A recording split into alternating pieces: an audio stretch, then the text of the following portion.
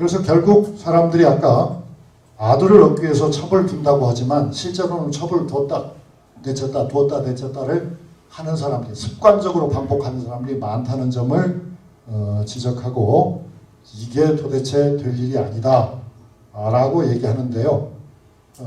어쨌든 많은 점에서는 근대적인 그런 인물이지만 최한기도 아들의 중요성을 강조하고 있는 점에서는 여전히 전근대적인 면이 있습니다. 사람은 누구나 다 한계가 있는 거겠죠. 시대적 한계는 어쩔 수가 없는 것 같습니다. 그런데요, 그 아이들의 출산에 관해서 또 양육에 관해서 최한기가 열심히 관찰을 하고 얻어낸 바는 같은 부모에게서 태어난 아이라도 다르다는 거죠. 우리가 흔히 하는 말로 5손가락도 길고 짧음이 있다라고 말하잖아요. 똑같은 손가락이 없잖아요. 길이가 다 다르다. 그건 왜냐? 즉 자식들도 다 형 다르고 아우 다르다, 누나 다르다 하는 얘기인데요. 그걸 최한기는 유전적 차이로 설명하고 있습니다. 유전적 차이로. 그러니까 같은 부모에게서 태어난 아이에게도 차이가 생긴다. 그 차이는 부모님의 생물학적 조건이 늘 일정하지 않다. 나이도 다르고 건강 상태도 다르다. 그래서 아이의 기질도 다르고 능력도 다르다. 또 그 아이가 태어났을 때의 사회적 여건도 부모님의 경제력이 늘 같은 것이 아니니까 부모님의 사회적 위세가 늘 똑같지 않기 때문에 당연히 차이가 생기고 만약에 마을에 유행병이 돌았다든가 전염병이 퍼졌을 때는 거기서 태어나는 아이가 다른 아이에 비해서 좀 신체적으로 결함을 갖기가 쉬운 거겠죠. 그런 점들을 지적하고 있습니다. 그러니까 이거는 결국 뭐냐면 기존의 인식에 따르면은 이건 다 운인 거예요. 사주팔자소관인 거죠. 그러나 최한기는 단 한 번도 사주팔자를 들먹인 적이 없어요. 최한기는 이 모든 것들을 조건의 차이에서 나오는 결과의 차이라고 설명을 하지 그것이 무슨 범해에 태어났기 때문에 또는 뭐 초하루에 태어났기 때문에 보름날 태어났기 때문에 말띠라서 소띠라서 그렇다라고 보지를 않았어요. 그러니까 철저하게 최한기는 사물을 경험적이고 합리적으로 설명하고 있는 거죠. 지금도 우리는 사주를 봅니다. 지금도 우리는 궁합을 봅니다. 지금도 우리는 풍수지리를 따집니다. 그런데 최한기의 책에서는 그런 것이 하나도 등장하지 않습니다. 놀라운 일이죠. 19세기 전반을 살았던 최한기가 당시에 무슨 생물학 책을 읽은 것도 아니고 과학책을 그러니까 우리가 생산한 과학책을 읽은 것도 아닌데요. 그렇게 보고 있습니다. 그러니까 이거는 시간이 있으면 제가 설명하려고 그랬는데 조선 후기에 일반적인 여성들의 삶의 사이클은 어떤가? 여러분은 지금 어느 연령에 속하십니까? 38세에서 55세가 되면은 그게 이제 시어머니 사이클입니다. 시어머니가 하는 일은 뭡니까? 농사일, 길쌈, 바느질, 제사상, 가사일, 손님맞이, 그리고 하나가 더 있습니다. 며느리 갈구기.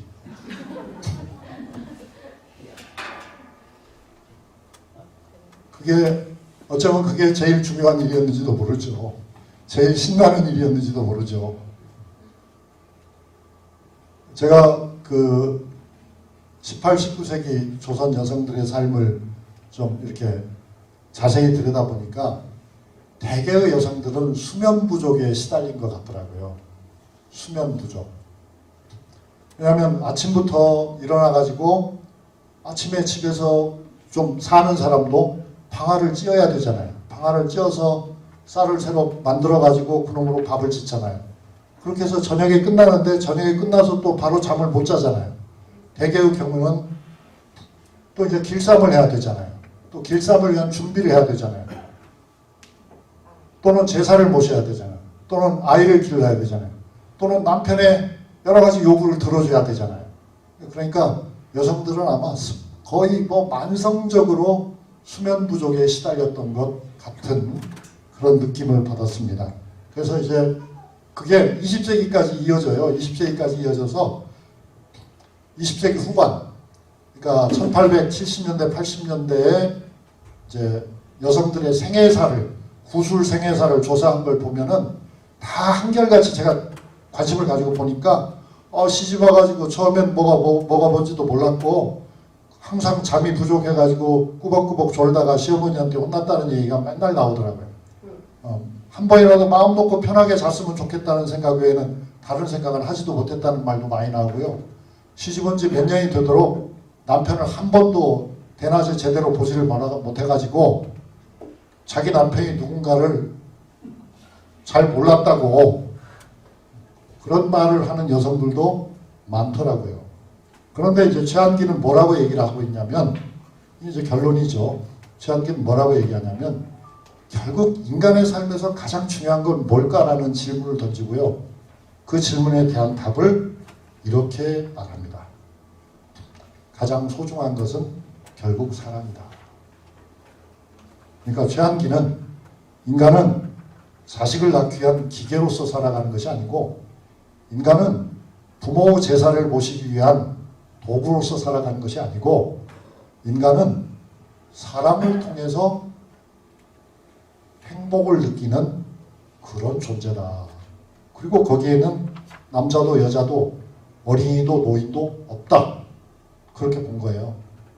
그리고 그 사랑이라고 하는 것이 가장 적나라하게 표현된 것이 바로 인간의 성적 욕망이다. 어떻게 생각하십니까, 여러분? 그래서 심지어 뭐라고 얘기하냐면요. 인간이 사랑을 하는 것도 최한기는 그렇게 말해요. 자신의 생존을 보장받기 위해서 사랑을 하는 거래요. 따지고 보면. 저는 동의합니다. 여러분 동의 안 하시죠? 그래서 다 사랑으로 설명해요. 사랑으로.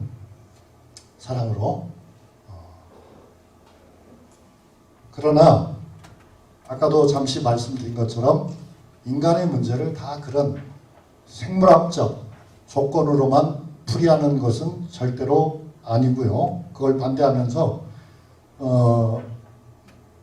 이런 이야기도 하죠. 아들, 딸을 잘 낳아서 잘 키우는 사람들 자기가 관찰을 해보니까 특징이 있더래요. 그 특징은 뭐냐면 제일 중요한 건 인문적 특징이더라는 거죠. 생물학적 특징도 중요하지만 결정적으로 중요한 것은 인문적 특징이더래요. 인자하고 온화한 부부. 이게 이제 최한기의 방점이에요. 사람은 결국 남자든 여자든, 남자만 그런 것이 아니고 여자만 그런 것도 아니고 남자든 여자든 사람은 누구나 인자하고 온화한, 즉 사랑이 많아야 한다는 거예요. 그 사랑이 많은 사람이라야 자식을 제대로 낳을 수 있고 그 제대로 낳은 자식을 제대로 키울 수가 있다는 거예요. 그러니까 이거는 당시의 세태에 대한 정면 도전이라고 볼 수 있어요. 그 정면 도전은 왜 그런 거냐면 우리는 심지어는 제가 어렸을 때까지도 엄부, 자모 이렇게 딱 나눠놓고 봤잖아요. 아버지는 무서워야 되고 호랑이처럼 무서워야 되고 어머니는 토끼처럼 자애로워야 된다. 어머니가 엄하거나 아버지가 자애로우면 그거 뭔가 잘못됐다. 그런 통념을 가지고 있었잖아요. 통념을. 그런 통념에 대해서 최한기는 정면으로 부정하는 거죠. 거기에 무슨 남자와 여자의 차이가 있나. 사람은 누구나 다 따뜻해야 사람이지. 사람은 누구나 다 이해심이 많아야 그게 제대로 된 사람이지. 아니 사람은 누구나 다 사랑이 많아야 그게 사람이지. 그렇지 않고 무슨 사람이 되나 하는 이야기를 해요. 그러니까 결국 그런 사랑이 부족한 사람들은 늙어서도 의지할 데 없는 외톨이가 될 수밖에 없다. 이것이 최한기의 마지막 결론이었어요. 그러니까 이런 최한기의 책들은 일본 사람도 소장을 하고 있더라고요. 일본에도 소장이 되어 있습니다. 그래서 가장 중요한 것은 결국 인간성이다. 그러면서 사람이 사랑을 가장 많이 느끼는 대상이 무엇인가에 대해서도 최한기는 서술을 해요. 사람이 사랑을 가장 많이 느끼는 대상은 그 사랑을 가장 많이 필요할 것으로 예상되는 존재들이더라고요. 그게 구체적으로는 아이인 거예요. 그러니까 어린아이에 대해서는 사람들이 많은 사랑을 가진다는 거죠. 어린아이를 미움으로 대하는 사람은 없다는 거죠. 그 이유가 뭐냐? 맹자는 측은지심이라는 말로 표현했잖아요. 그렇지만 최한기는 측은지심이 아니고 그것이 바로 사람이 살아가는 가장 근본은 사랑이기 때문에 그 사랑이 가장 결핍해 있는 대상, 그 사랑을 가장 필요로 하는 대상에게 우리는 무조건적인 사랑을 쏟게 되어 있다. 그렇게 하는 사람이 가장 훌륭한 사람이다.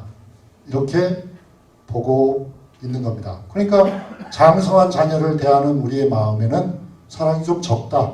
왜냐하면 그 장성한 자녀는 나의 사랑이 아니어도 살 수 있으니까. 그렇게 설명을 하고 있습니다. 하여튼 사랑이라고 하는 것이 결국 인간의 모든 감정의 가장 깊은 곳에 자리하고 있다. 그런 생각을 했습니다. 그러니까 이런 그 최한기에게는 이제 이게 마지막인데요. 사랑이라는 거죠. 최한기는 여성에 주목했고 최한기는 가정의 구성 원리, 가정의 운영 원리에 대해서 주목한다고 말했지만 실제로 최한기는 세상을 움직이는 가장 큰 힘이 사랑에 있다. 우리는 모두 온화하고 평화를 사랑하는 사랑이 많은 사람이 되자. 그렇게 결국 최한기는 결론을 내렸습니다. 아내의 역사의 맨 끝에는 결국 최한기의 사랑이 있다. 어떻게 생각하십니까? 여기서 제 이야기를 마치겠습니다. 감사합니다.